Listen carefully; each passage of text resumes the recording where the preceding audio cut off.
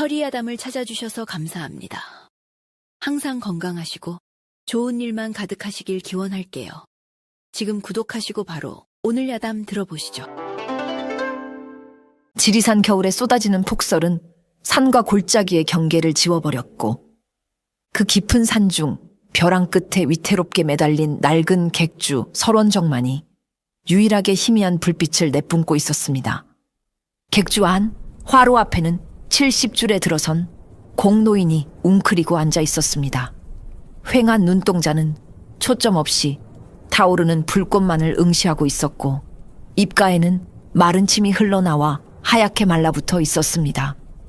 누가 봐도 노망이 든 오늘 내일하는 늙은이의 행색이었습니다.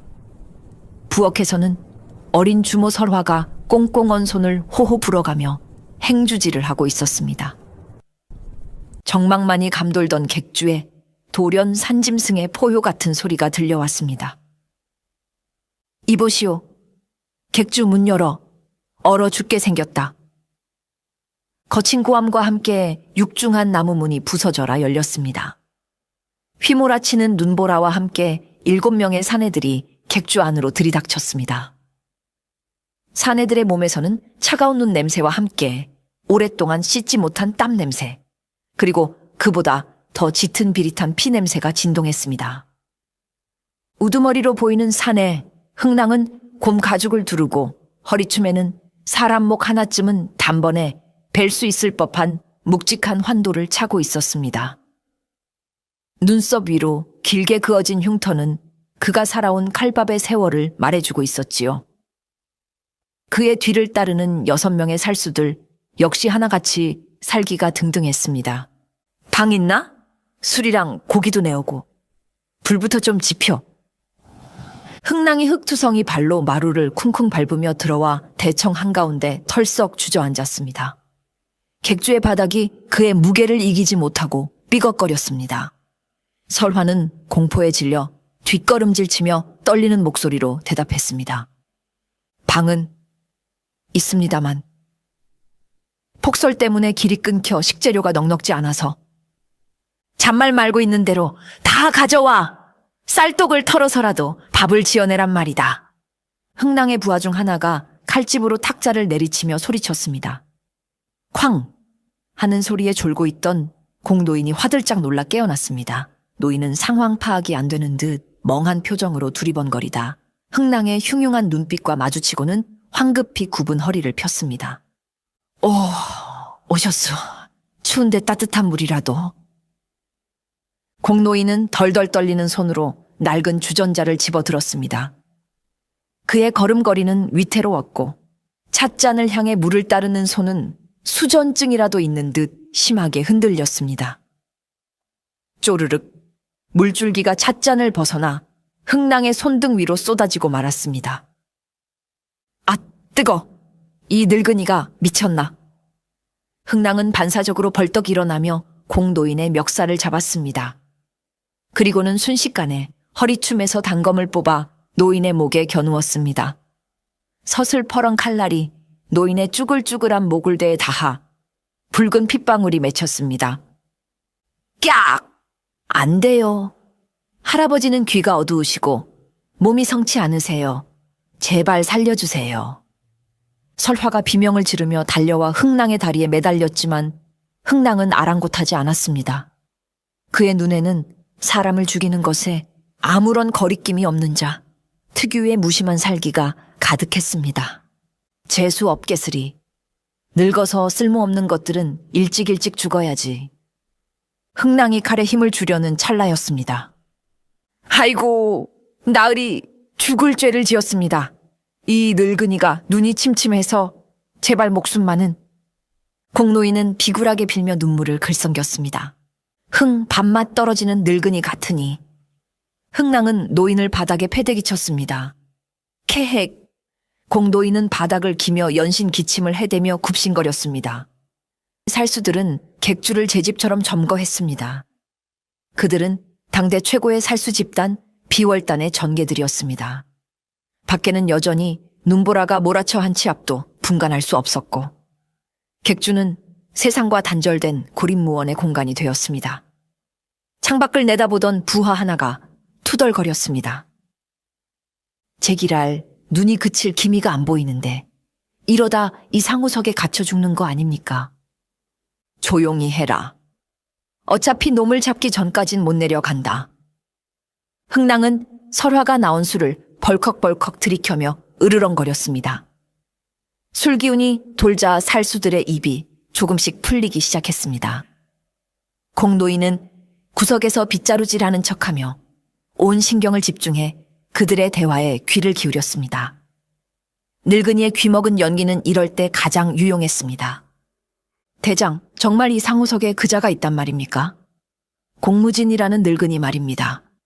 부하 독사가 흥랑에게 물었습니다. 뱀눈을 가진 독사는 비열하고 의심이 많은 자였습니다. 공노인의 빗자루질이 아주 잠시, 찰나의 순간 멈칫했다가 다시 이어졌습니다. 공무진. 그것은 공노인이 10수년 전 스스로 죽음을 위장하고 세상에 묻어버린 자신의 진짜 이름이었습니다. 젊은 날 그는 천하를 움직이고 말 한마디로 왕을 갈아치웠던 전설적인 지략가였습니다. 전쟁터에서는 칼을 들지 않고도 적군 수만 명을 몰살시켰던, 적들에게는 공포 그 자체였던 설계자. 은퇴 후 모든 것을 버리고 이 산속에 숨어든 지 오래였건만 그 이름이 다시 이들의 입에서 나올 줄이야. 확실한 정보통이다. 조정의 윗선에서 직접 내려온 의뢰야. 그 늙은 여우가 죽은 척하고 이 설산 어딘가에 숨어 살고 있다고 하더군. 놈이 살아있는 한 지금의 권력자들은 발 뻗고 잘 수 없을 테지. 흥랑은 품속에서 낡은 초상화 한 장을 꺼내 탁자 위에 던졌습니다. 하지만 그 그림은 공무진의 젊은 시절 모습일 뿐 세월의 풍파를 맞은 지금의 노인과는 전혀 달랐습니다. 얼굴을 아는 자는 거의 없다. 다만 나이가 70이 넘었고 과거 전쟁 때 다친 상처로 한쪽 다리를 전다는 특징이 있다. 흥랑의 말에 공노인은 일부러 다리를 더 심하게 절뚝거리며 그들 앞을 지나갔습니다. 아이고, 삭신이야. 노인이 침을 질질 흘리며 지나가자 살수 중 하나가 발을 걸어 넘어뜨리며 킬킬거렸습니다. 이복의 늙은이, 이 산중에 다리 저는 다른 영감탱이 본 적 없어. 뭐라고요? 밥? 밥은 아까 먹었지. 노인의 동문서답에 살수들은 박장대소했습니다. 그들은 등잔 밑이 어둡다는 말처럼 코앞에서 허드렛 일을 하는 늙고 초라한 노인을 그 공무진이라고는 상상조차 하지 못했습니다. 그들에게 공무진은 전설 속의 괴물이었고 눈앞의 노인은 그저 밟으면 터질 벌레 같은 존재였으니까요. 찾아내면 어찌합니까? 산채로 잡아갑니까? 아니, 즉시 죽여라. 놈은 혀가 칼보다 무서운 자다. 말 섞을 틈도 주지 말고 사지를 찢어 죽여야 한다. 그 늙은이 목 하나에 걸린 현상금이 기와집 10채 값이다. 살수들은 탐욕스러운 눈빛으로 서로를 쳐다보며 낄낄거렸습니다. 공노인은 묵묵히 그들이 뱉은 뼈다귀를 치웠습니다. 나를 잡으러 왔다. 허나 사냥꾼이 사냥감이 되는 건 한순간이지. 노인은 멍한 표정으로 콧물을 훔쳤지만 그의 내면에서는 차가운 이성이 시퍼런 칼날을 갈고 있었습니다. 놈들은 자신들의 표적이 바로 옆에서 차를 따르고 있다는 사실을 꿈에도 모른 채 죽음의 아가리 속으로 제 발로 걸어 들어온 셈이었습니다. 이 폭설이 그치기 전 이곳은 그들의 무덤이 될 것이었습니다. 공노인의 연기는 단순한 흉내가 아니었습니다. 그는 화장실을 못 찾아 객주 마당 구석, 살수들이 보는 앞에서 바지를 내리고 볼일을 보려는 신용까지 했습니다. 에이! 저 더러운 늙은이가! 살수 하나가 질색하며 돌을 던졌습니다. 공노인은 아이고 잘못했습니다요 하며 허둥지둥 바지를 축혀 올리고 도망쳤습니다. 살수들은 그 모습을 보며 배를 잡고 웃었습니다. 쯧쯧! 저 늙은이, 노망이 나도 단단히 났군. 저런 게 어떻게 아직까지 살아있는지 몰라. 그러게 말입니다. 그냥 숨쉬는 시체나 다름없습니다. 살수들이 노인을 무시하고 조롱하면 할수록 공노인의 눈과 귀는 더욱 자유로워졌습니다. 그는 청소를 하는 척하며 살수들의 짐 꾸러미를 곁눈질로 살폈습니다. 누가 어떤 무기를 주로 쓰는지, 누가 왼손잡이인지, 누가 잠기가 밝은지, 그리고 그들 사이의 미묘한 감정 기류는 어떤지를 낱낱이 파악했습니다. 어느 날 흥랑이 심심풀이로 지나가는 공노인의 발을 걸어 넘어뜨렸습니다. 노인은 아이고 내 허리야 사람 살려 하며 요란하게 넘어졌습니다. 흥랑은 킬킬거리며 노인의 머리를 발로 툭툭 쳤습니다. 이봐 늙은이, 여기서 일한 지 얼마나 됐어? 공노인은 초점 없는 눈으로 허공을 응시하며 더듬거리며 대답했습니다. 그게... 내가 밥을 먹었나? 가만 저녁에 눈이 온다던가 비가 온다던가. 노인의 횡설수설에 흥랑은 흥미를 잃고 고개를 돌렸습니다. 신경 꺼라. 저런 송장 같은 늙은이가 뭘 알겠냐. 묻는 내가 바보지. 공노인은 바닥에 엎드린 채 흙먼지 묻은 소매로 입가에 번지는 차가운 미소를 가렸습니다. 사흘째 되던 날 눈보라는 잦아들기는커녕 더욱 거세게 몰아쳤습니다. 객주 안의 공기는 무겁고 탁했습니다. 살수들의 인내심은 바닥을 드러내고 있었고 흥랑의 성질은 점점 더 포악해졌습니다. 야 계집, 술이 떨어졌다지 않느냐? 어디 숨겨둔 거라도 가져오란 말이다. 흥랑은 설화를 불러 윽박질렀습니다. 설화가 겁에 질려 정말 없습니다 라고 대답하자 흥랑의 눈이 번들거렸습니다. 술이 없으면 몸으로라도 때워야 하는 거 아니냐? 이 추운 날 사내들끼리 있는데 계집 하나쯤은 있어야지. 흥랑이 설화의 손목을 거칠게 낚아채자 설화는 비명을 지르며 바닥에 주저앉았습니다. 이러지 마세요. 제발. 구석에서 화로를 뒤적이던 공노인의 손이 순간 멈췄습니다. 그의 눈썹이 꿈틀하며 살기가 스쳤지만 그는 섣불리 움직이지 않았습니다. 그날 밤 살수들이 술에 취해 잠시 한눈을 파는 사이 공노인은 흥랑이 벗어둔 털 가죽 조끼 옆을 지나갔습니다. 그의 손은 늙은이답지 않게 빠르고 은밀했습니다. 흥랑의 안주머니에 들어있던 묵직한 비상금 주머니가 순식간에 공노인의 소매 속으로 사라졌습니다. 그리고 잠시 후 노인은 찬물을 나르는 척하며 비틀거렸습니다. 아이고, 어지러워라. 노인이 넘어지면서 부하, 독사의 짐꾸러미를 건드렸습니다. 조심해 늙은이.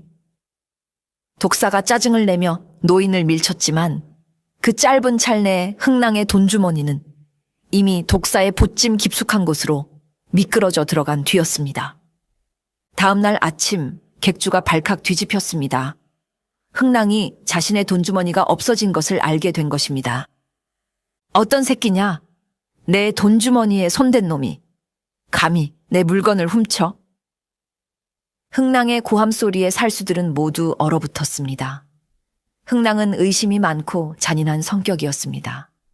그는 부하들을 하나하나 노려보며 그들의 짐을 뒤지기 시작했습니다.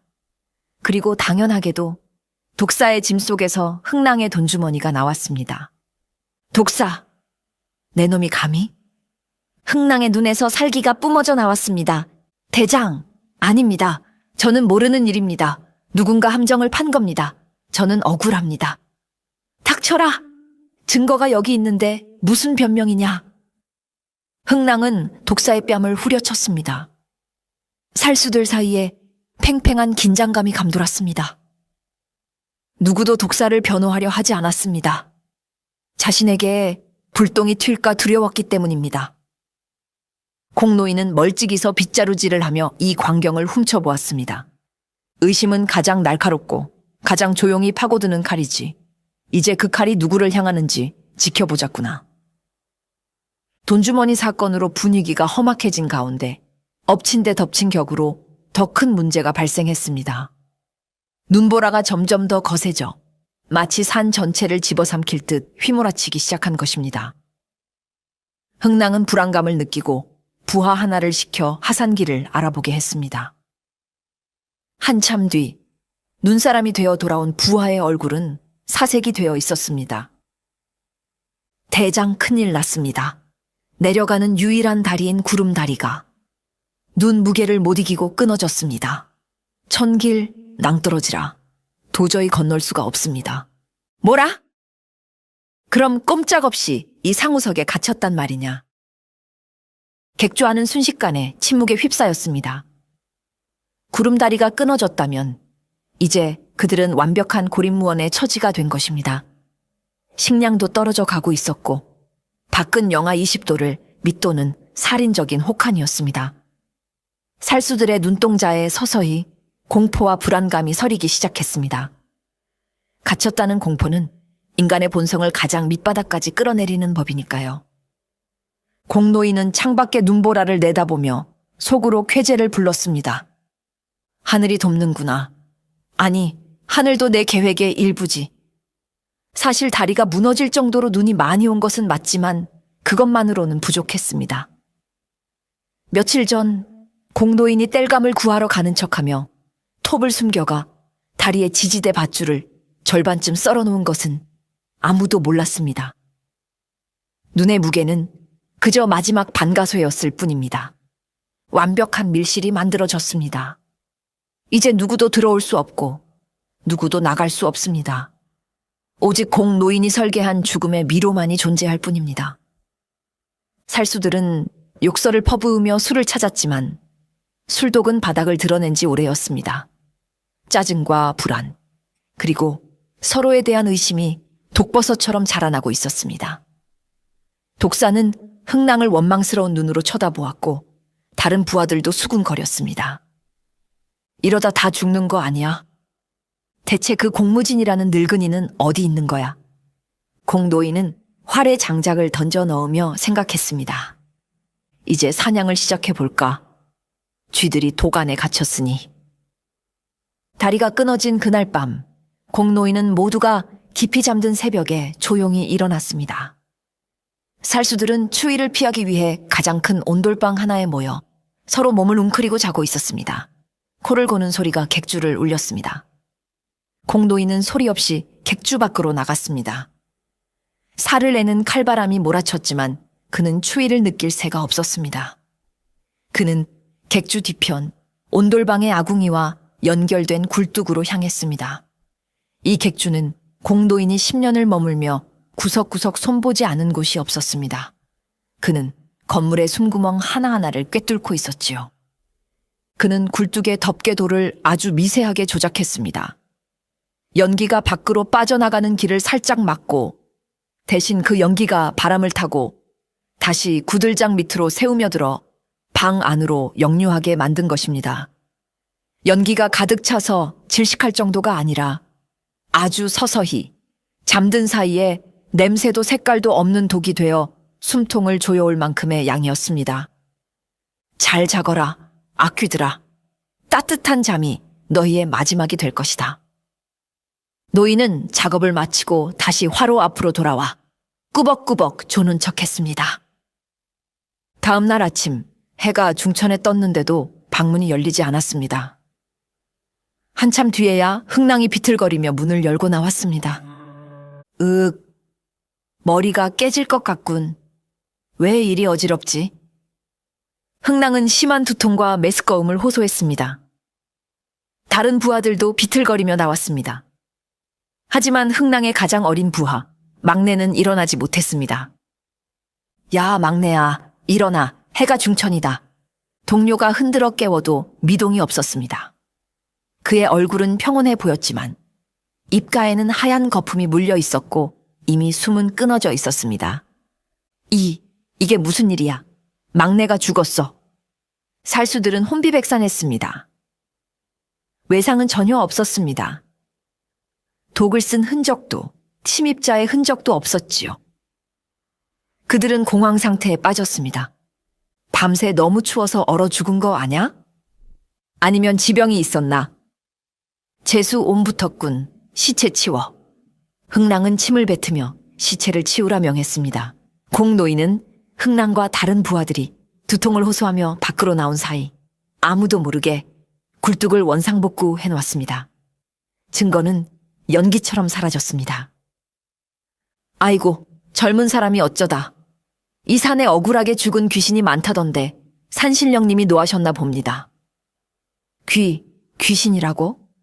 닥쳐, 늙은이. 첫 번째 죽음 이후 객주의 공기는 납덩이처럼 무겁게 가라앉았습니다. 살수들은 서로의 얼굴을 쳐다보기도 꺼려했고 작은 소리에도 쏘스라치게 놀랐습니다. 공노인은 이 기회를 놓치지 않고 그들의 공포심을 극대화할 심리전을 펼치기로 했습니다. 객주는 지어진 지 100년도 넘은 낡은 목조 건물이었습니다. 나무 판자들은 뒤틀려 있었고 바람이 불 때마다 기괴한 소리가 났지요. 공노인은 이 점을 이용했습니다. 그는 낮에 살수들 눈을 피해 객주의 낡은 창호지 문구석구석에 아주 작은 바늘 구멍을 뚫었습니다. 그리고 천장 위 쥐구멍에는 얇게 깎은 대나무 피리를 꽂아두었습니다. 밤이 되고 산바람이 거세지자 그 구멍들을 통과하는 바람이 기이한 소리를 만들어내기 시작했습니다. 힝, 우, 마치 여자가 흐느끼는 듯한 혹은 아이가 칭걸거리는 듯한 소름 끼치는 소리가 객주 안을 울렸습니다. 들었어? 방금 무슨 소리 안 들려? 바람 소리겠지. 쓸데없는 소리 마라. 살수들은 애써 무시하려 했지만 그 소리는 뼛속까지 파고드는 듯했습니다. 게다가 공노인은 밤중에 일어나 짐짓 헛것을 본 척 연기를 했습니다. 그는 허공을 향해 손가락질하며 바들바들 떨었습니다. 어이고, 저기 웬 젊은 남자가 서 있네. 얼굴이 파랗게 질려서는 어제 죽은 그 총각 아닌가? 아이고, 무서워라. 노인이 비명을 지르며 주저앉자 살수들의 등골이 오싹해졌습니다. 그들은 본능적으로 칼을 뽑아 들고 허공을 겨누었습니다. 이 미친 늙은이가 헛소리 집어치워 어디 귀신이 있다고 그래. 독사가 소리쳤지만 그의 손은 미세하게 떨리고 있었습니다. 죄지은 자는 제 발이 저린 법. 수많은 사람을 죽여온 그들에게도 원혼에 대한 막연한 두려움은 있었습니다. 특히 어제 이유 없이 죽은 동료의 모습이 자꾸만 떠올라 그들을 괴롭혔습니다. 공포와 고립감, 그리고 흥랑의 독단적인 태도는 살수들의 인내심을 갉아먹었습니다. 야, 독사, 내 놈이 나가서 눈 좀 치워라. 왜 저한테만 그러십니까? 당번도 아닌데. 뭐야, 이 자식이 이제 대장 말도 우스운가 보지? 도둑놈 주제에 말이 많아. 사소한 말다툼이 큰 싸움으로 번지는 건 순식간이었습니다. 독사는 억울함과 공포, 그리고 흥랑에 대한 쌓였던 불만이 폭발했습니다. 그는 더 이상 참을 수 없었습니다. 대장이고 뭐고 네가 내 목까지 챙기려던 거 모를 줄 알아. 돈주머니도 네가 꾸민 짓이지. 나를 쫓아내고 혼자 다 차지하려고. 독사가 이성을 잃고 칼을 뽑아 들었습니다. 하극상이었습니다. 다른 부하들은 당황하여 얼어붙었습니다. 하지만 흥랑은 비월단의 우두머리였습니다. 그의 반응 속도는 독사보다 빨랐습니다. 단 한 번의 섬광이 번쩍였습니다. 독사의 칼이 흥랑에게 닿기도 전에 흥랑의 환도가 독사의 목을 베고 지나갔습니다. 크억. 독사의 목에서 붉은 피가 분수처럼 솟구쳤습니다. 뜨거운 피가 하얀 창호지 문에 흩뿌려졌습니다. 독사는 믿을 수 없다는 표정으로 자신의 목을 감싸쥐며 바닥으로 쓰러졌습니다. 배신자의 말로다. 누구든 나를 거역하면 이렇게 된다. 흥랑은 피 묻은 칼을 옷자락에 닦으며 싸늘하게 말했습니다. 남은 4명의 부하들은 공포에 질려 고개를 숙였습니다. 언제 나도 저렇게 죽을지 모른다는 공포가 그들을 지배하기 시작했습니다. 공노인은 부엌 문틈으로 이 모든 것을 지켜보았습니다. 제사를 깎아먹는구나. 이제 5 남았다. 살육이 벌어진 다음 날 객주와는 숨 막힐 듯한 침묵만이 흘렀습니다. 남은 살수들은 서로 눈을 마주치지 않으려 애쓰며 각자 무기를 손질하거나 멍하니 허공을 응시했습니다. 팽팽한 긴장감 속에서 흥랑과 부하, 거구가 무료함을 달래려 바둑판을 꺼냈습니다. 탁, 탁, 바둑돌 놓는 소리만이 정적을 깼습니다. 흥랑은 거구의 대마를 몰아붙이며 승기를 잡고 있었습니다. 그는 바둑을 두면서도 눈은 수시로 주위를 경계했습니다. 공노인은 찬물을 나르다 말고 그들 곁에 멈춰서서 바둑판을 내려다보았습니다. 흥랑이 회심의 일격을 가하려 돌을 집어 들었을 때였습니다. 거기는 죽는 자리인데 공노인이 혼잣말처럼 툭 내뱉었습니다. 흥랑의 손이 멈칫했습니다. 그는 고개를 들어 험악하게 노인을 노려보았습니다. 뭐라? 이 무식한 늙은이가 감히 훈수를 둬? 네가 바둑을 알아? 아이고 죄송합니다. 그냥 돌 모양이 예뻐서.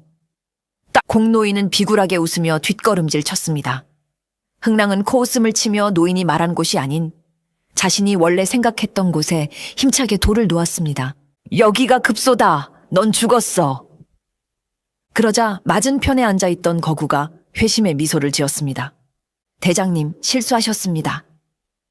거구가 노인이 말했던 그 자리에 자신의 돌을 놓았습니다. 그러자 순식간에 흥랑의 대마가 끊어지며 포위당했습니다. 형세가 단번에 뒤집힌 것입니다. 어라? 이럴 수가. 흥랑은 당황했습니다. 다시 보니 노인이 말한 그 자리가 유일하게 대마를 살리고 판을 뒤집을 수 있는 절묘한 묘수였습니다. 흥랑은 등골이 서늘해져 급히 고개를 돌려 노인을 찾았습니다. 하지만 공노인은 이미 저만치 가서 걸레질하며 아이고 허리야, 비가 오려나 하고 앓는 소리를 내고 있었습니다. 우연인가? 아니면 저 늙은이가? 흥랑의 머릿속에 스쳐 지나가는 의구심이 있었습니다. 하지만 그는 애써 고개를 저었습니다. 공노인은 바둑판을 통해 경고를 보낸 것입니다. 너는 지금 죽는 자리에 돌을 놓고 있다. 너의 판단은 틀렸다. 며칠이 더 지났습니다. 하늘은 여전히 잿빛이었고 눈은 그칠 줄을 몰랐습니다. 그리고 마침내 가장 원초적인 공포가 찾아왔습니다. 굶주림이었습니다. 살수들은 배고픔을 참다 못해 식량 창고를 열어보라고 소리쳤습니다. 설화가 떨며 창고 문을 열었을 때 그곳에는 처참한 광경이 펼쳐져 있었습니다. 이게 다 뭐야? 감자와 고구마는 모두 꽁꽁 얼어 돌덩이처럼 변해 있었고 쌀가마니는 터져서 쥐들이 파먹은 흔적과 쥐똥만이 가득했습니다. 구석에 매달려 있던 말린 고기, 몇 덩이는 짐승이 물어뜯어 뼈만 앙상하게 남아 썩은 내를 풍겼습니다. 이게 뭐야? 관리를 어떻게 한 거야? 우리가 먹을 게 하나도 없잖아. 살수들이 길길이 날뛰며 설화를 위협했습니다. 하지만 사실 이것 또한 공노인의 치밀한 설계였습니다. 그는 며칠 전 밤 식량 창고의 환기구를 활짝 열어두어 찬바람이 들어오게 하고 쌀독 뚜껑을 일부러 열어 산쥐들이 들어갈 길을 터주었습니다. 영하의 혹한과 굶주린 산짐승들은 하룻밤 사이에 식량 창고를 초토화시켜 버렸지요. 먹을 게 없어. 우린 다 굶어 죽을 거야. 부하들의 동요가 심해졌습니다. 굶주림은 인간의 이성을 마비시키는 가장 강력한 독입니다. 살수들은 이제 흥랑의 명령보다 당장의 허기를 채우는 것에 더 집착하게 되었습니다. 그들은 부엌을 샅샅이 뒤져 마른 누룽지 조각이라도 찾으려 서로 으르렁거렸습니다. 흥랑조차도 배고픔 앞에서는 위엄을 잃어가고 있었습니다. 공노인은 품속에 숨겨둔 육포 한 조각을 몰래 설화에게 건네주었습니다. 그는 식량 창고를 망가뜨리기 전에 자신과 설화가 버틸 수 있는 최소한의 비상식량을 미리 챙겨두었던 것입니다. 아가, 이거라도 몰래 먹어라. 기운 차려야 산다. 할아버지는요? 할아버지가 드세요. 나는 늙어서 배도 안 고프다. 어서 먹어. 공노인의 눈빛이 깊어졌습니다. 짐승들이 굶주리면 본성을 드러내는 법. 이제 곧 그들이 마지막 선을 넘을 때가 다가오고 있었습니다.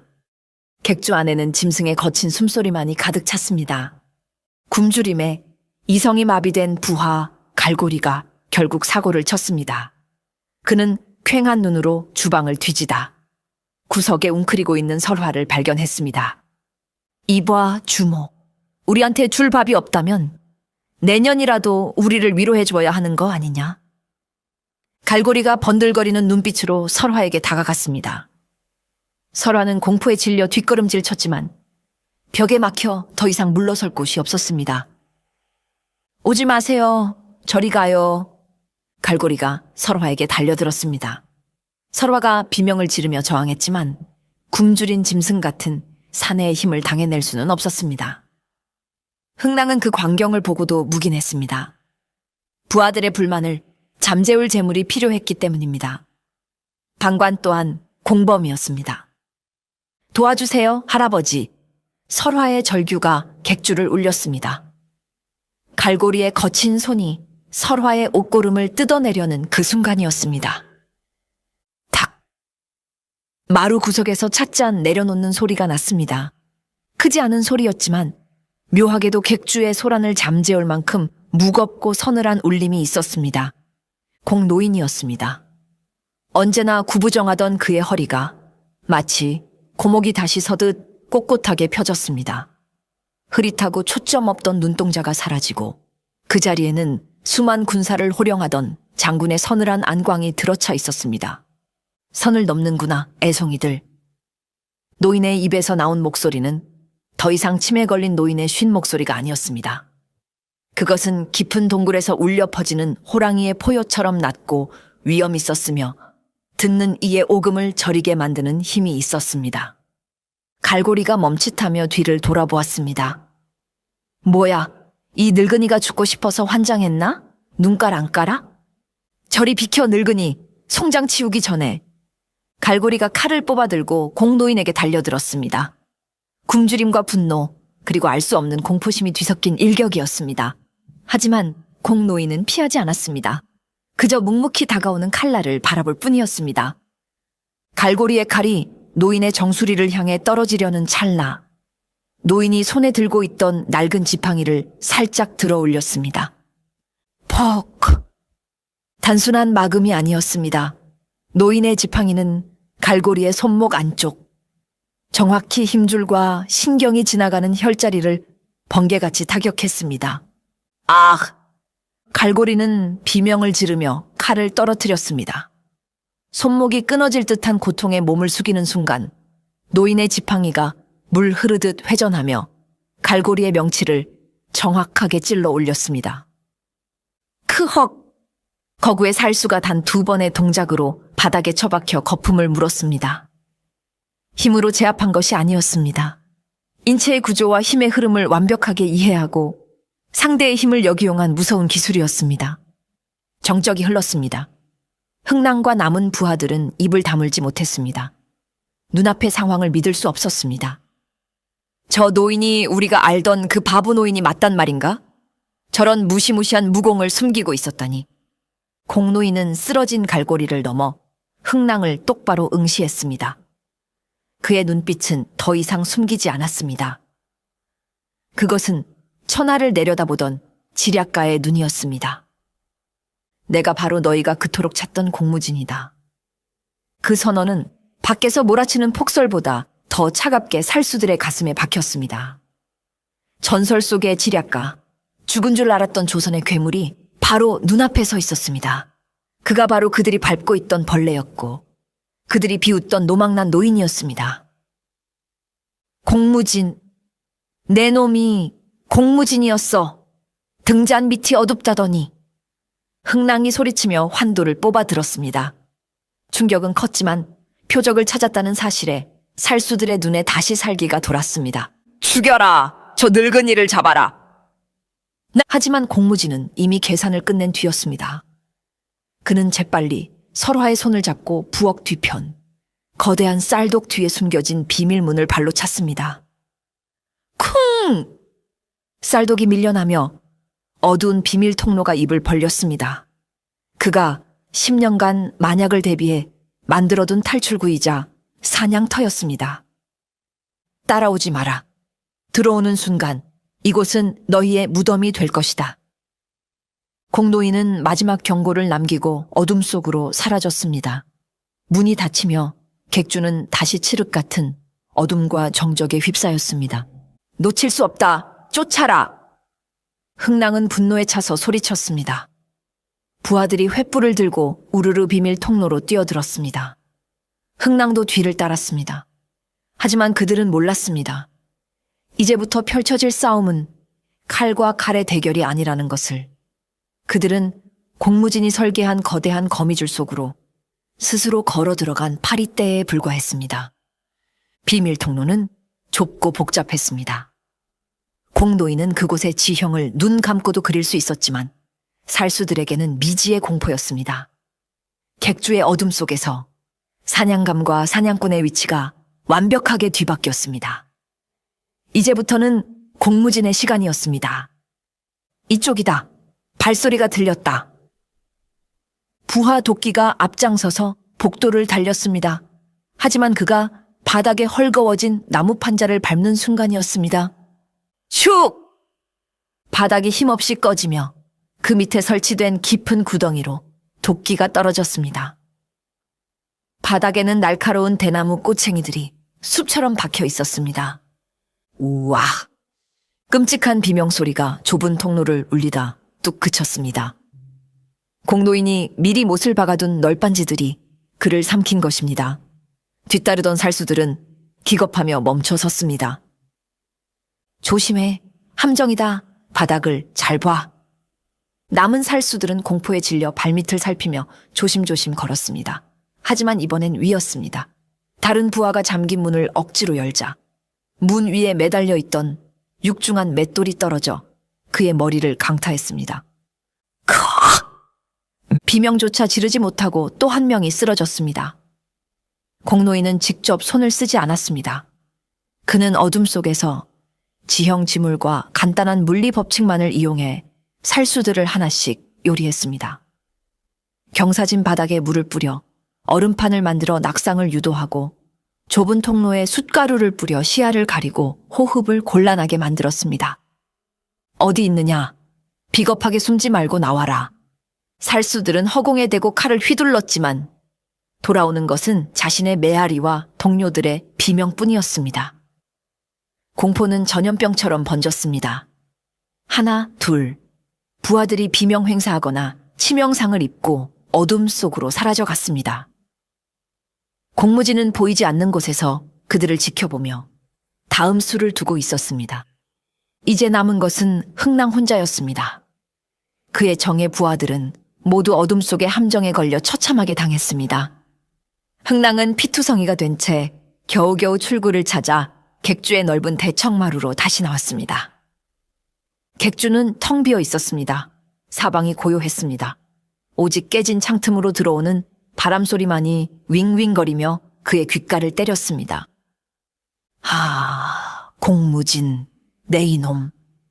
흥랑은 천하의 살수였지만 보이지 않는 적에 대한 공포는 그를 미치게 만들었습니다. 그는 칼을 쥔 손에 땀이 흥건했습니다. 어디선가 노인의 시선이 느껴지는 듯 했습니다. 어둠 속에서 수천 개의 눈이 자신을 노려보는 것 같았습니다. 너희는 칼로 사람을 죽이지만 나는 공포로 사람을 죽인다. 어디선가 공노인의 낮고 건조한 목소리가 들려왔습니다. 천장인지 바닥 밑인지 알 수 없었습니다. 나와라. 비겁하게 숨지 말고 나와. 정정당당하게 승부하자. 흥랑은 소리나는 쪽으로 칼을 휘둘렀지만 베인 것은 허공뿐이었습니다. 흥랑의 외침은 비명에 가까웠습니다. 내 놈들이 내게 저지른 짓을 생각해라. 너희는 힘없는 노인을 짓밟고 여인을 겁박했다. 그것이 너희가 말하는 정정당당이냐? 흥랑은 공포를 이기지 못하고 객주 밖으로 뛰쳐나갔습니다. 하얀 눈밭이라면 적어도 숨을 곳이 없어 노인을 볼 수 있을 것이라 생각했기 때문입니다. 객주 앞마당은 무릎까지 눈이 쌓여 있었습니다. 눈보라는 그쳤지만 삭풍은 여전히 매서웠습니다. 흥랑은 거친 숨을 몰아쉬며 사방을 경계했습니다. 나왔다. 이제 내 차례다, 공무진. 그때 객주의 지붕 위가 아닌 정문 쪽에서 공노인이 천천히 걸어 나왔습니다. 그는 무기도 없이 오직 낡은 나무 지팡이 하나만을 짚고 있었습니다. 그의 뒤에는 겁에 질린 설화가 서 있었습니다. 설화야, 뒤로 물러나 있거라. 내 뒤에만 있으면 안전하다. 공노인은 설화를 안전한 곳으로 보내고 흥랑과 마주 섰습니다. 70노인과 당대 최강의 살수. 겉보기엔 승부가 되지 않을 것 같은 대치였습니다. 흥랑은 덩치가 컸고 무장했지만 공노인은 왜소하고 초라했습니다. 하지만 노인이 뿜어내는 기세는 거대한 산처럼 흥랑을 압도하고 있었습니다. 드디어 죽으러 나왔구나. 늙으니 내 장고에도 여기까지다. 내 칼이 내 목을 베는 게 빠를까? 내 혀가 나를 속이는 게 빠를까? 흥랑은 광기 어린 웃음을 지으며 칼을 고쳐 잡았습니다.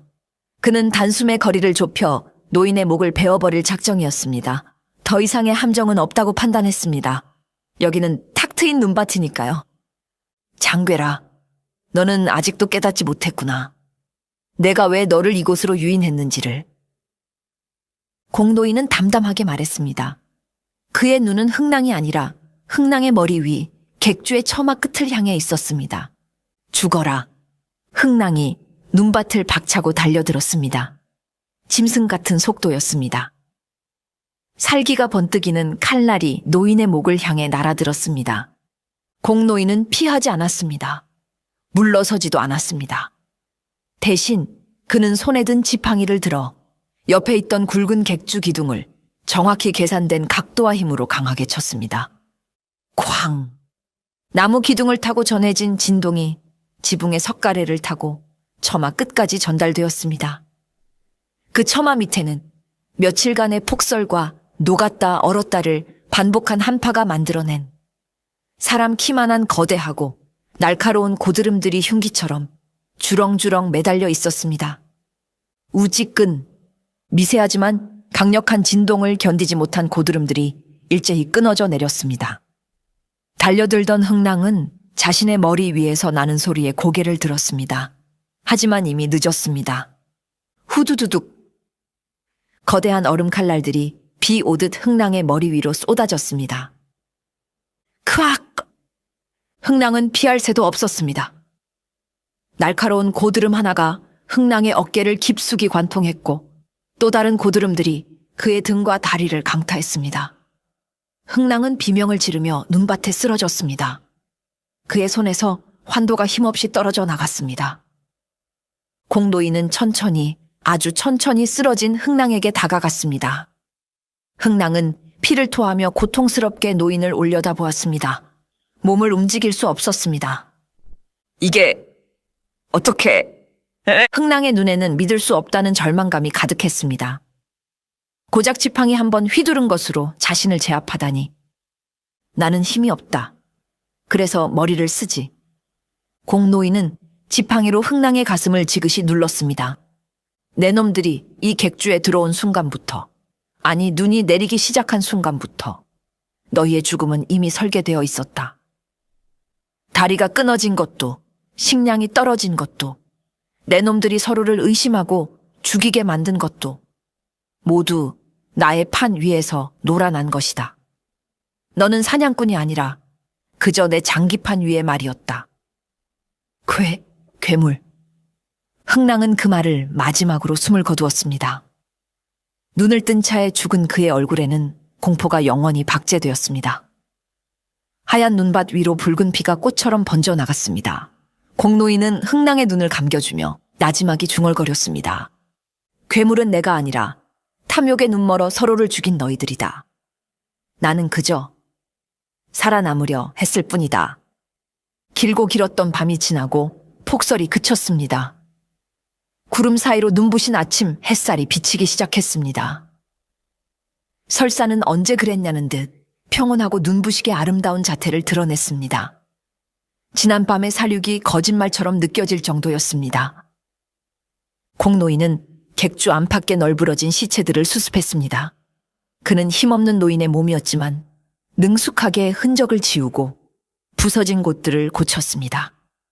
시체들은 눈이 녹으면 불어날 계곡물 속으로 던져졌습니다. 봄이 오기 전까지는 아무도 찾지 못할 것입니다.